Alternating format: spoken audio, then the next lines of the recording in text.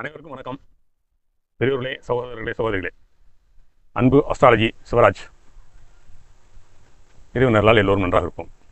நண்பர்களே, இன்று உலக புகழ்பெற்ற ஆன்மீக ஞானி ஓசோ அவர்களிடம் ஒரு முறை ஒரு மனிதன் போய் கேட்டான், ஐயா, மனித குலத்தின் ஆகப்பெரிய பலவீனம் எது என்று கேட்டபோது அதற்கு ஓசோ அவர்கள் ஒரு நொடி கூட யோசிக்காமல் சொன்னார், நம்மை தூக்கிவிட யாரோ ஒருவர் வருவார் என்று காத்திருப்பதே மனிதன் பெரிய பலகீனம் என்று கூறியிருந்தார். நண்பர்களே, இதை படித்தவுடன் எனக்கு இதை ஜோதிட ரீதியாக ஆய்வு செய்தேன். இதை ஏன் இவ்வாறு ஒரு மனிதன் நினைக்கின்றான்? அவனுடைய முன்னேற்றத்திற்கு மற்றவர்களை யாராவது எதிர்பார்த்திருக்கிறான் என்று ஓசோ அவர்கள் சொன்னார்கள் என்று யோசிக்கும்போது ஜோதிட ரீதியாக இதை பார்ப்போம். நண்பர்களே, இன்று நம்மை சுற்றி இருக்கும் எத்தனை மனிதர்கள் சொந்த முயற்சியை விட்டுவிட்டு யாராவது வந்து நம்ம வாழ்க்கையை மாற்றி விடுவார்கள் என்று ஏங்கி கொண்டு தவித்துக் கொண்டிருக்கிறார்கள். சுயமுயற்சி, அதாவது சுயமுயற்சி அப்படிங்கிறது ஒரு லக்னத்துக்கு நீங்கள் எந்த லக்னமாக வேணால் இருந்துக்குங்க, உங்கள் லக்னத்துக்கு 3வது வீடுங்கிறது இந்த வீடுங்கிறது சுயமுயற்சி. அப்போ அதை தைரியஸ்தானம்னு சொல்லுவாங்க. மனோகாரகன் சந்திரன் அது கிரக ரீதியாக, ஆனால் மனதை குறிப்பிடுவது இந்த 3வது வீடு தான். அப்போ இந்த சொந்த காலில் நிற்காம தனியாக நிமிர்ந்து நிற்க தொடங்குகிறானோ அப்பொழுது உங்களுக்கு உண்மையான பலம் பிறக்கிறதுன்னு சொல்கிறாங்க. சொந்த காலில் நிற்கணும். ஏன் சொந்த காலில் நிற்க முடியல அப்படிங்கிறப்ப அந்த 3ஆம் பாவம் வந்து எல்லா விஷயம் சொல்லுது. நான் அடுத்தடுத்து சொல்லிகிட்டே வர்றேன். உங்களுக்கு வாழ்க்கையில் முன்னேற்றத்துக்கான ஒரு நல்ல பகுதி இந்த வீடியோ. பொருளாதாரத்துக்கு யாராவது கடன் கொடுத்து உதவ மாட்டார்களா? அல்லது தொழில் தொடங்க முதலீடு தரமாட்டார்களா? நான் சோர்ந்து போகும்போதெல்லாம் யாராவது எனக்கு வந்து ஆறுதல் சொல்ல வேண்டும், என்னை தட்டி கொடுத்து அப்படின்னு சொல்லி எதிர்பார்க்கிறது. இந்த எதிர்பார்ப்பு தன் மீது நம்பிக்கை இல்லாத போது தான் வருகிறது. நண்பர்களே, அடுத்தவர்கள் கையை தேட ஆரம்பிக்கின்றான். தன்னம்பிக்கைங்கிறது எதுங்க? உங்கள் மீதே நீங்கள் நம்பிக்கை ஏற்கிறது. அது லக்னம். இது லக்னம் 1ஆம் பாவம். உங்கள் மீது நீங்கள் முதல் நம்பிக்கை வைக்கணும். அப்போ லக்னம் நல்லா இருந்தால் அந்த நம்பிக்கை வரும். அப்போ அந்த நம்பிக்கை வந்துச்சுன்னா தைரியம் அப்படிங்கிற 3வது வீடு நல்லா இருந்தால் இப்போ இந்த மாதிரிலாம் ஒருத்தர் யோசிக்க மாட்டார். ஆயிரக்கணக்கான ஜாதகங்களை பார்த்துருக்கேன். லக்னம் பலகீனமாக இருந்தால் இந்த பிரச்சனை ஏற்படுது. அவங்க மனசில் எதிர்பார்ப்பு ஏற்படுது. இது எதிர்பார்ப்பு முக்கியமாக. லக்னம் அப்படிங்கிறது சொந்த பலத்தில் சுய முயற்சியில் அவன் எழுந்து நிற்பதை காக்கும் முக்கிய புள்ளி, லக்ன புள்ளி. இந்த லக்னம் இருக்குன்னா அதில் 3 நட்சத்திரம் இருக்கு பாருங்க. அந்த பக்கம் அந்த 3 நட்சத்திரத்தை கட்டத்தை பற்றி போட்டிருக்கேன், தெரியும் உங்களுக்கு. இதில் வந்து ராசியை போட்டிருக்கேன். இந்த நட்சத்திரம் என்பது உங்களுக்கு ஒவ்வொரு ராசியிலையும் அஸ்வினி, பரணி, கார்த்திகை, ரோகிணி, மிருகசிரம், திருவாதிரை, புனர்பூசம், பூசம், ஆயில்யம், மகம், பூரம், உத்திரம், அஸ்தம், சித்திரை, சுவாதி, விசாகம், மனுஷம், கேட்டை, மூலம், பூராடம், உத்திராடம், திருவோணம், அவிட்டம், சதயம், பூராட்டாதி, உத்தர, ரேவதி, 27 நட்சத்திரம் இருக்குங்க இதுக்குள்ள. ஆக ஒரு லக்னம் என்பது, லக்னம் சொந்த நட்சத்திரத்தில் இருந்தால் அவர் வந்து சுயமரியாதை எதிலும் முன்னேற்றத்துடன் திகழ்வார், சுயமரியாதையோடு முன்னேறுவார். அதே லக்னம் ஒருவருக்கு 2ஆம் பாவத்தின் நட்சத்திரத்தில் இருந்தால் ஒரு லக்னம் சுயமுயற்சியில் தனவானனாக இருப்பார். 2 என்பது தனம், செல்வம், பொன்பொருள்கள் அனைத்தையும் குறிக்கக்கூடிய இடம். அவருடைய பேச்சு, லக்னம் இந்த மாதிரி இருக்கணும். அதே லக்னம் 3வது வீட்டின் நட்சத்திரத்தில் இருந்தால், இது நட்சத்திரம் 3வது வீட்டின் நட்சத்திரத்தில் இருந்தால் தைரியமான மனிதராக இருப்பார். 4ஆம் வீட்டின் நட்சத்திரத்தில் இருந்தால், அதே லக்னம் 4ஆம் வீட்டின் நட்சத்திரத்தில் இருந்தால் எதிலும் திருப்தியற்றவாக இருப்பார். ஒரு காரியத்தை செய்கிறது அதை பாதியில் முடிச்சுட்டு கொஞ்சம் தூரம் போய் செஞ்சுட்டு அதை நிப்பாட்டிடுவார். 2வது அவருக்கு வந்து இந்த 4ஆம் வீடு என்பது சொத்து என்பதை, அசையா சொத்தை குறிக்கும். அவர் சிந்தனையில் எப்பயுமே சொத்து சேர்க்கணுன்ற ஆர்வம் நிறைய இருக்கும். 5ஆம் பாவம் நட்சத்திரத்தில் இருந்தால், லக்னத்துக்கு 5வது வீடு இந்த நட்சத்திரத்தில் இருந்தால், லக்னம் 5வது வீடு என்பது ஆழ்ந்த அறிவை குறிக்கக்கூடியது, பந்த பாசத்தை குறிக்கக்கூடியது, கலை சம்பந்தப்பட்ட விஷயங்கள், விளையாட்டு பிரியராக இருப்பார். விளையாட்டுத்தனமாக இருப்பாருன்னு சொல்லுவோம். ஏன்னா 5ஆம் பாவம்ங்கிறது காதல், வேலைங்கிறது 6வது வீடு, அதுக்கு 12வது வீடுங்கிறதுனால பொறுப்பாக வேலை செய்ய மாட்டார். ஆனால் சந்தோஷமாக இருப்பாருன்னு நினைப்பார்.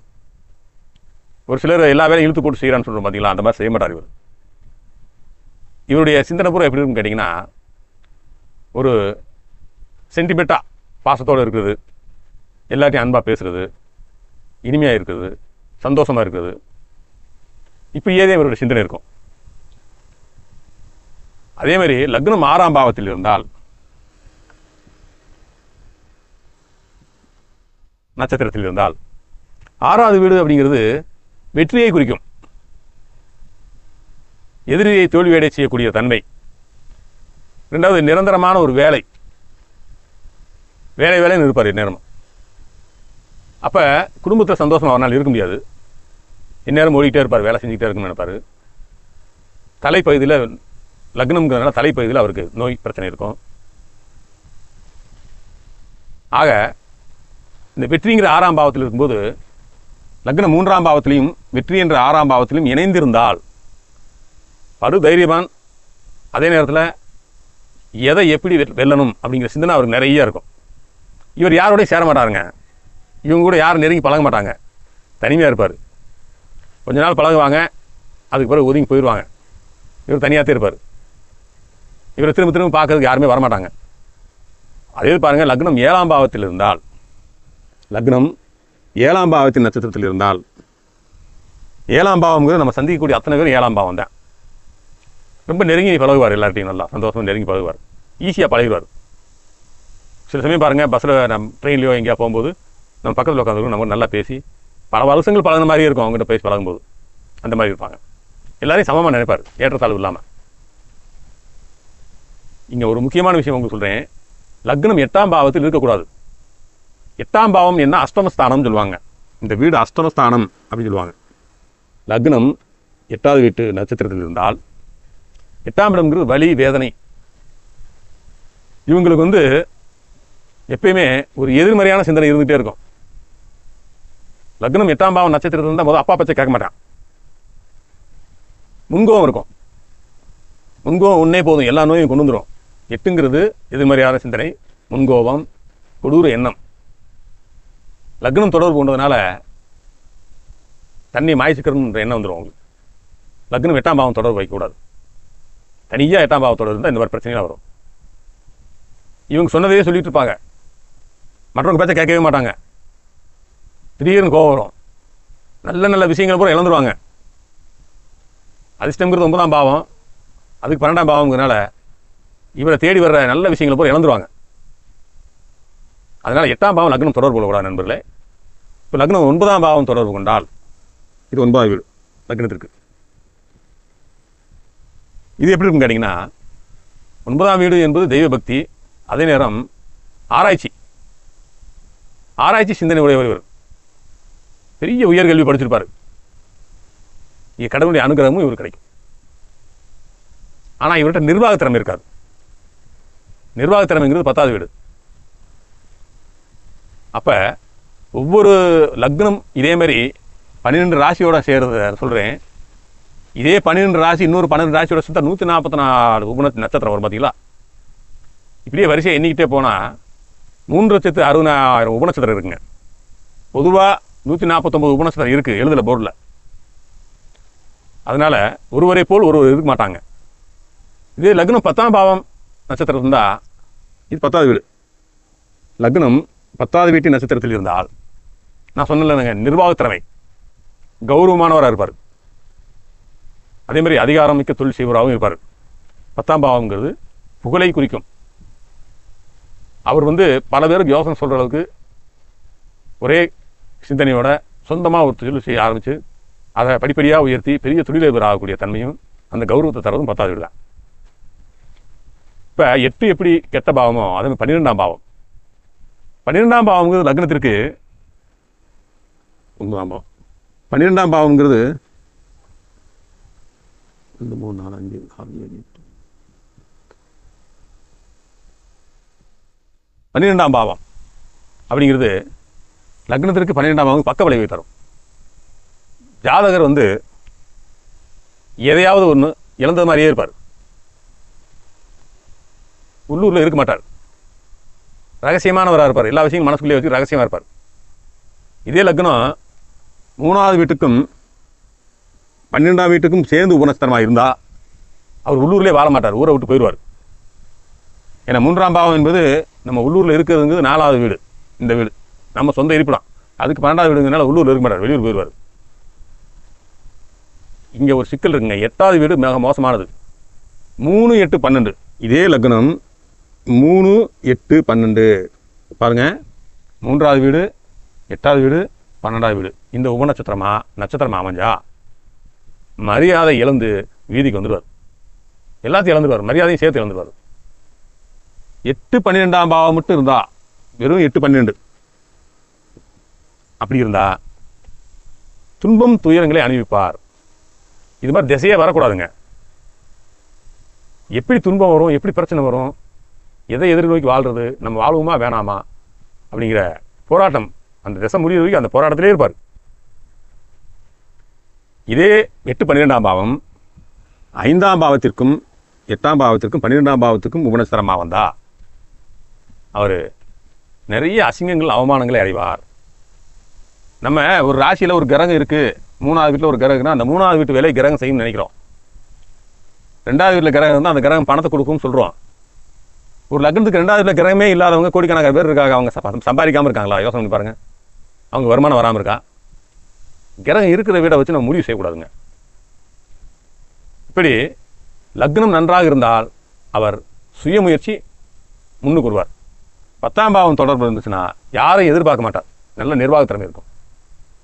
பிறவியிலேயே தைரியம், தன்னம்பிக்கை, சுயமுயற்சி இதெல்லாம் சிறப்பாக இருக்குன்னு சொல்லி அந்த பாவங்கள் காட்டுது. கிரகமும் காட்டும், பாவமும் காட்டும்.